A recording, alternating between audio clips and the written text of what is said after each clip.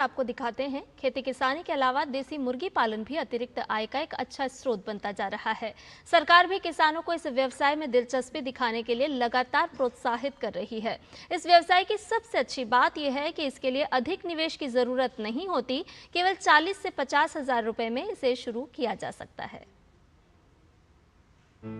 मुर्गी पालन का व्यवसाय एक अच्छी आय का अतिरिक्त साधन बन सकता है, खासकर देसी मुर्गी पालन। बहुत कम लागत से शुरू होने वाला ये व्यवसाय लाखों करोड़ों का मुनाफा दे सकता है। राष्ट्रीय पशुधन मिशन के तहत मुर्गी पालन व्यवसाय की शुरुआत करने के लिए केंद्र सरकार द्वारा सब्सिडी भी दी जाती है।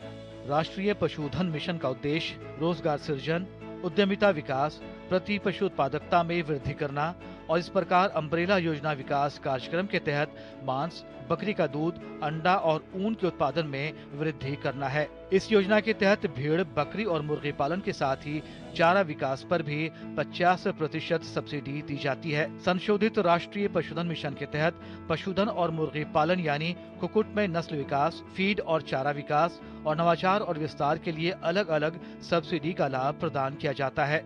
देसी मुर्गी पालन के लिए ज्यादा निवेश की जरूरत भी नहीं होती। केवल 40 से 50 हजार रुपए में इसका बिजनेस शुरू किया जा सकता है। एकीकृत खेती का पर्यायवाची बन चुकी गाजियाबाद की फार्मिंग लेडी मंजू रानी कश्यप भी देसी मुर्गी पालन कर अच्छी आय प्राप्त कर रही हैं। जो ये फार्म हमने बनाया हुआ है, ये मेरा फार्म जहाँ पे मछली पालन मैं करती हूँ वहीं पे ही मैंने बनाया हुआ है।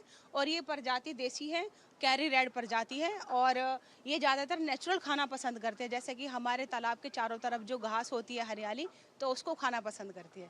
जो कि हमारे फार्मर्स जो फिश पोल्ट्री का फार्म कर रहे हैं तो अपना फीड बचा लेते हैं, यानी कि कम लागत में ज़्यादा आय प्राप्त करते हैं। मंजू रानी कश्यप का कहना है कि देसी मुर्गियों में बीमारी भी कम लगती है।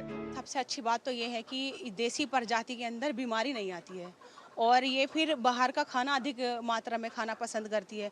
ये बड़ा फायदे का सौदा है और 3 महीने में ये तैयार हो जाती है। लेकिन मेरे पास जो ये मुर्गी पालन है, ये अंडे वाली मुर्गियां हैं, क्योंकि 3.5 महीने के अंदर ये अंडा देना स्टार्ट कर देंगे। यदि योजनाबद्ध तरीके से मुर्गी पालन किया जाए तो कम खर्च में अधिक आय की जा सकती है। बस तकनीकी चीजों पर ध्यान देने की जरूरत है।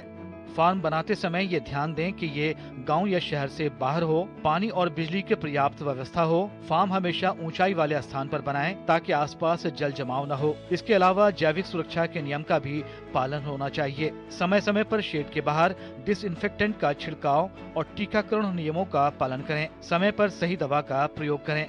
मुर्गी पालकों को चूजे से लेकर अंडा उत्पादन तक की अवस्था में विशेष ध्यान देना चाहिए।